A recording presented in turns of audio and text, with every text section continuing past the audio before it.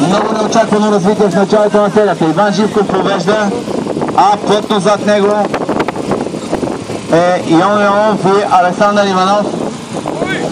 Четвърти е Александър Томов. Пети Мичо Борисов, а Янко Якимов се оплакваше от проблеми с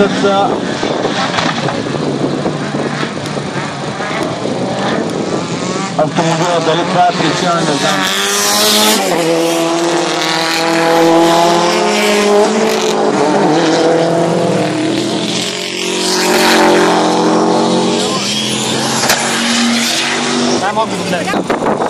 Иван Живков и Йон Йонов обаче са от първи и втори. Иван Живков направи страхотна преднина. Александър Томов сега е близо до Йон Йонов, който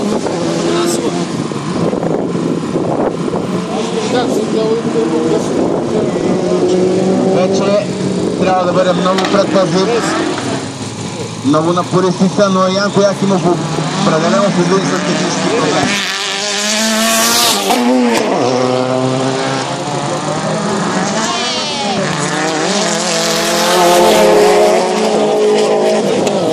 Александър Томов сега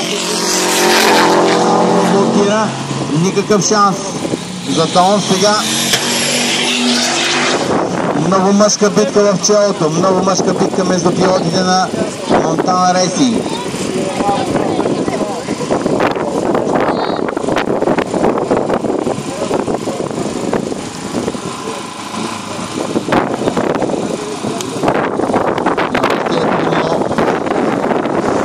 Ако някой не допусне грешка, да се случи изпреварване. Много са равностойни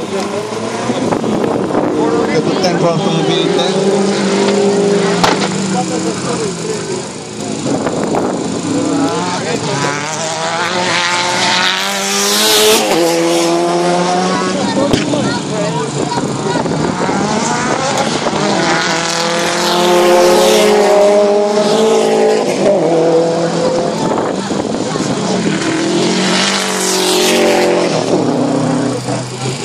Ако така завършат,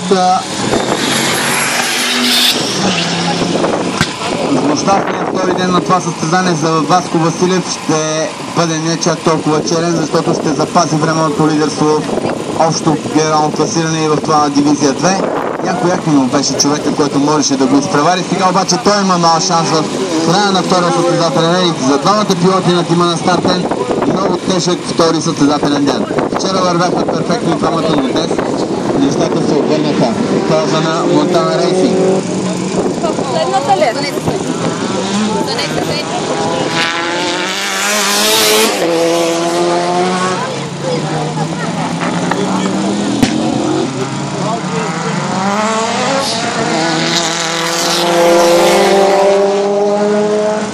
Има проблема Александър Томов, дами и господа, на съвсем бавен ход.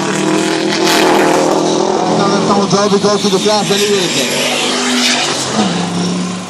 Янко Якимов минава позиция напред. Мичо Борисов е пред него. Янко Якимов като че ли влезе в темпо, страхотно плъзгане в този обратен завой след старт финалната права. Наистина перфектно каране на Янко Якимов. Но какво стана този автомобил, така и не разбрах.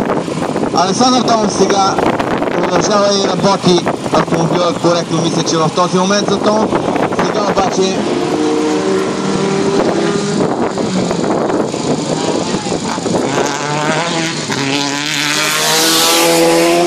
Иван Живков, дами и господа, по-малко от 1000 метра до финала на това състезание.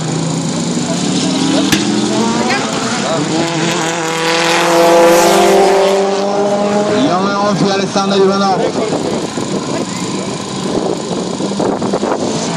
Кой ще бъде втори? Мичо Борисов се види четвърти. Пети вече е Янко Якимов. Александър Иванов, дами и господа, нямах видимост в този участък, но благодарение на вас, фенове, разбрах, че се е случило нещо. Александър Иванов все пак успя да спечели втората позиция, буквално 500 метра преди финала и върви към второто място на подиума в общо генерално класиране. И победа за Иван Живков. Видяхте по какъв начин.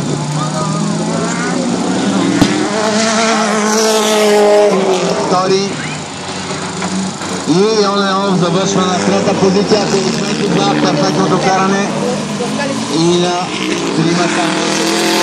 Четвърта позиция. Дами и господа, сега е време да аплодираме като пети Янко Якимов, стартен Кирилов, който направи страхотен състезание.